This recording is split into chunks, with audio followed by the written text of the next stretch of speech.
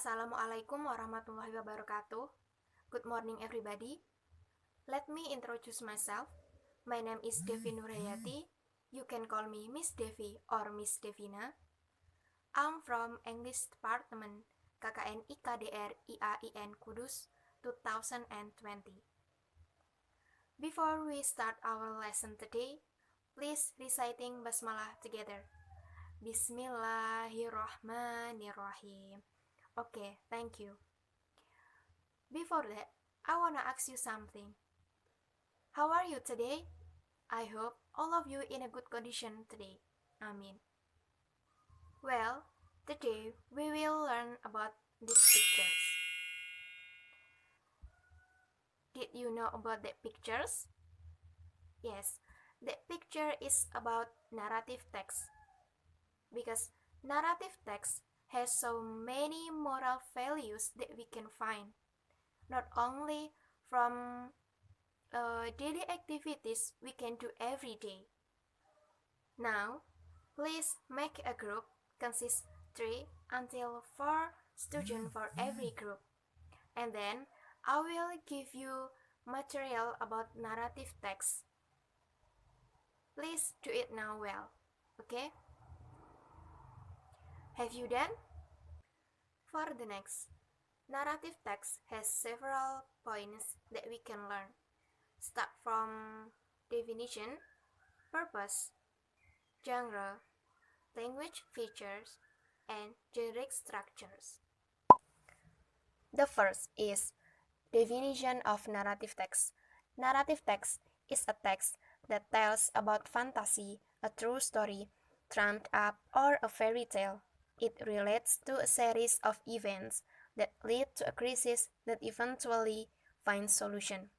Jadi, naratif teks adalah sebuah cerita yang membahas mengenai fantasi, cerita yang nyata yang direkayasa, atau dongeng.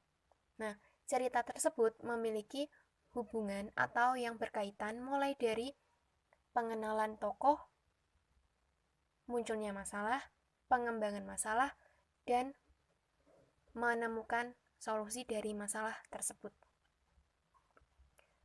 The second is about purpose. Purpose of narrative text to entertain of the reader. Jadi, cerita naratif teks ini bertujuan untuk menghibur si pembaca.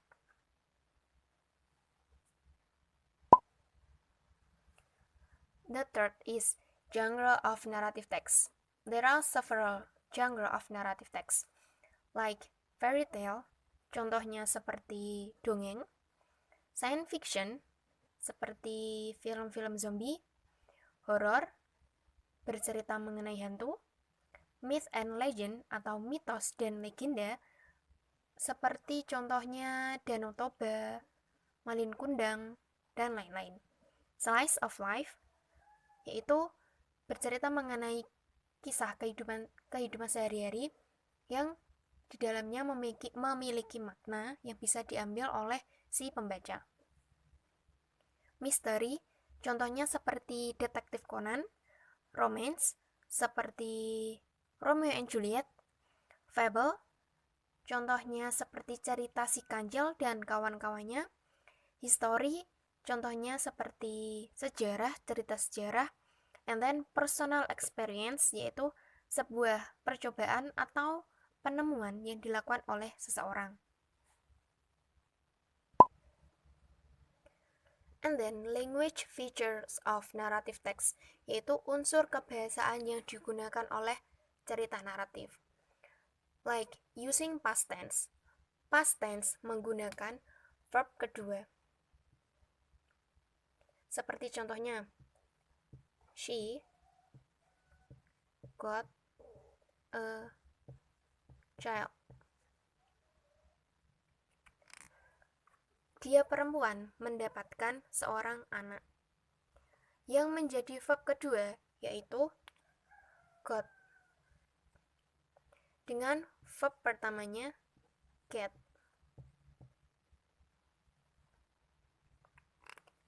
And then using adverb of time.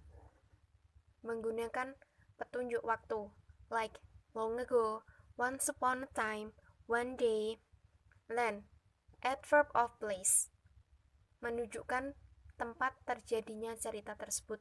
Biasanya menyebutkan lokasi ceritanya seperti kota, negara, desa, dan juga kahyangan. Using temporal conjunction, yaitu menggunakan kata hubung like, then, after that, before, and after. Jadi, kata ini digunakan untuk menghubungkan kalimat satu dengan lainnya dalam cerita naratif teks. Nah, kita sudah mempelajari mengenai definition, purpose, genre, and language feature of narrative text. The next is generic structure of narrative text. It is about orientation, communication, resolution, and reorientation.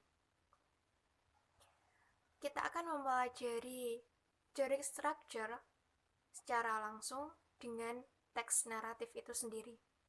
Jadi, saya sudah menyediakan teks naratif berjudul Sangkuriang.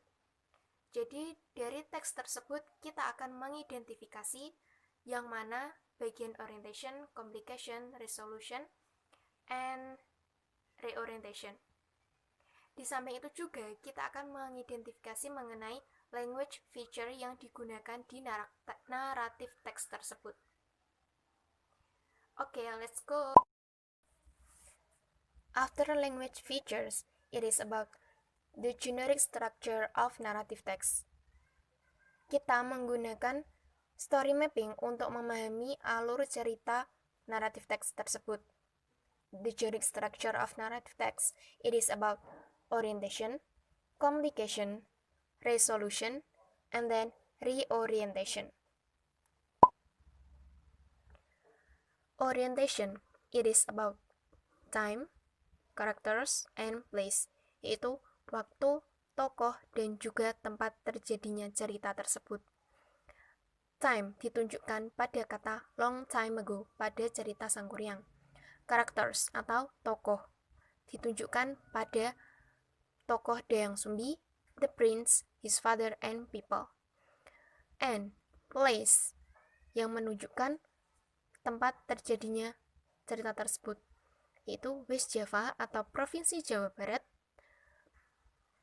dan Kahyangan. And then, complication atau pengembangan masalah pada cerita naratif yang berjudul Sangkuriang. Masalah mulai muncul ketika Dayang Sumbi got a child named Sangkuriang and her husband changed into a dog, Tumang.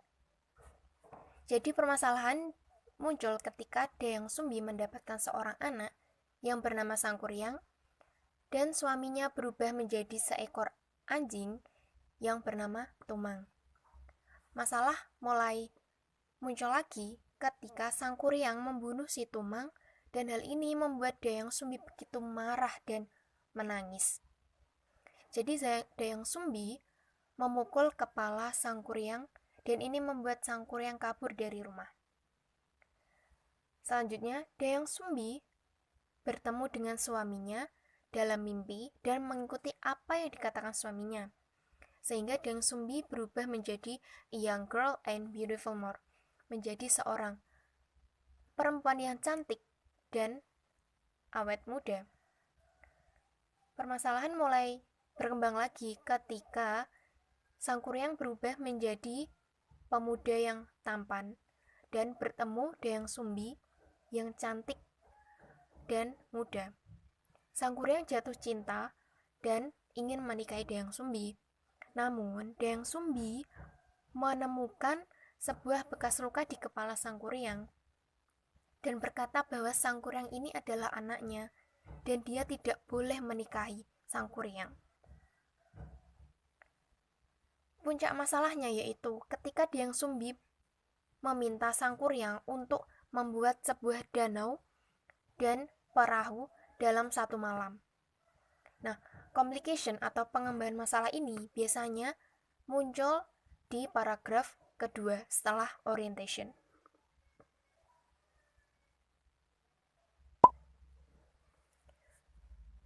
After complication, it is resolution atau penyelesaian masalah, penyelesaian konflik dari masalah yang muncul.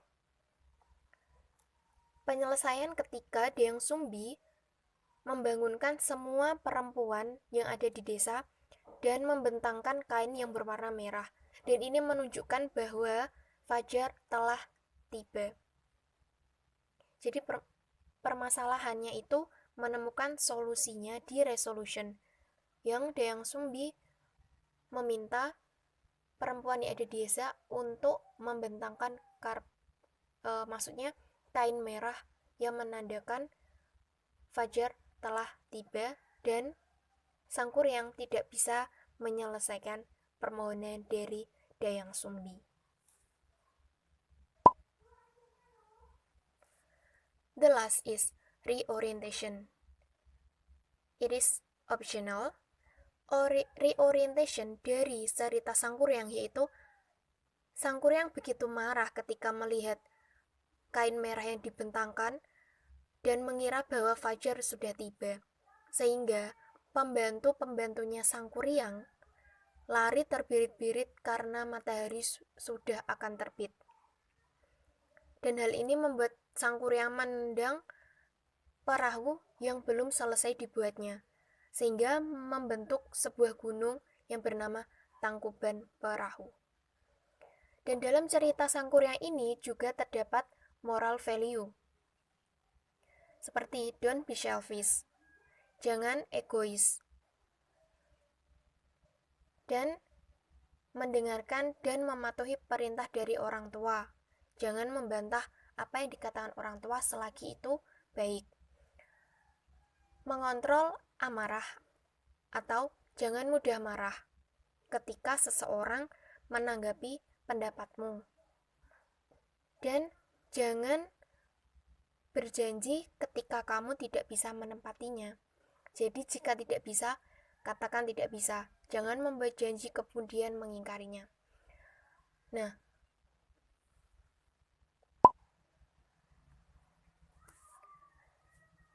selain cerita naratif ini menghibur si pembaca, ternyata cerita naratif juga memiliki moral value yang bisa diambil oleh si pembaca tersebut. Do you understand? Nah, kita sudah mengidentifikasi cerita Sangkuriang menggunakan story mapping. Melalui story mapping, kita akan lebih mudah memahami bagian-bagian dari generic structure dan juga language feature yang digunakan dalam cerita tersebut. Selanjutnya, kita akan mengidentifikasi sebuah cerita yang berjudul Timun Mas. Diskusikan cerita ini dengan kelompok kalian dan buatlah story mapping seperti cerita Sangkuriang yang tadi. Jadi story mapping harus memiliki generic structure of narrative text, yaitu orientation, communication, resolution, and reorientation. Dan juga kalian mengidentifikasi language feature yang digunakan. Oke, let's go. Oke, we did it. Kita sudah mengidentifikasi cerita Sangkuriang dan juga Timun Mas menggunakan story mapping. Karena dengan menggunakan story mapping, kita akan lebih mudah memahami isi cerita tersebut. Dan juga memahami bagian-bagian dari generic structure dan juga language feature yang digunakan dalam cerita tersebut. Kesimpulannya, naratif teks. Dari naratif teks kita akan mempelajari mengenai definition, purpose, genre, language feature, generic structure, dan juga moral values dari cerita tersebut. Oke. For the last, thank you for your attention. Let's close our lesson today by reciting Hamdalah together. Alhamdulillahirabbil alamin. The last I say, wassalamualaikum warahmatullahi wabarakatuh.